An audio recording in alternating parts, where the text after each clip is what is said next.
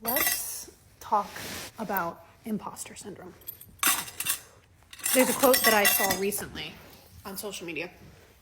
I think it's by Corey Mascara. And it said something along the lines of, how much do you need to change before you learn how to love yourself? Or is it, how much do you need to learn to love yourself before you start to change? And imposter syndrome is something that I have struggled with nearly all of my life. I am nearing 36 years old. I feel like I'm a pretty self-assured, a pretty confident person. And then other times I feel like I lack complete confidence. And it makes sense based on some attachment wounds that I experienced in early childhood, feelings around shame, feelings around not being good enough. And Want to do this?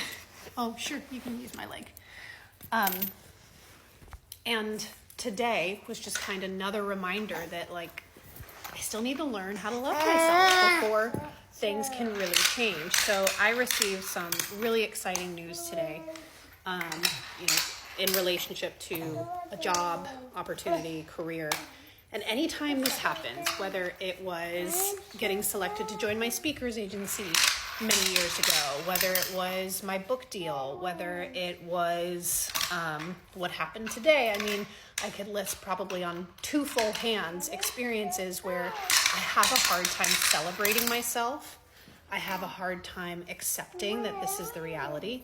And then I start to compare myself to other people, being like, yeah, this isn't going to work, and this will only last a short while, and you're just going to fail at this. And instead of beating myself up over this response, this impulse, I have to kindly remind myself that this was a management strategy. This was a coping pattern that young Brittany, a younger version of me, learned a long time ago, and it served her well. So I was reminded of that quote today. And as I started to feel sorry for myself and be like, yeah, this isn't going to last, don't get your hopes up, I was reminded that in this moment, I don't need to change those thought patterns, but what I do need to do is give myself a little bit of love. And so I decided to take the rest of the day off, and I went on a walk with the kids. We had a picnic outside. Now we're playing up in the playroom. And it's funny because as I'm taking this time to nurture them, I feel like I'm kind of nurturing that younger part of me.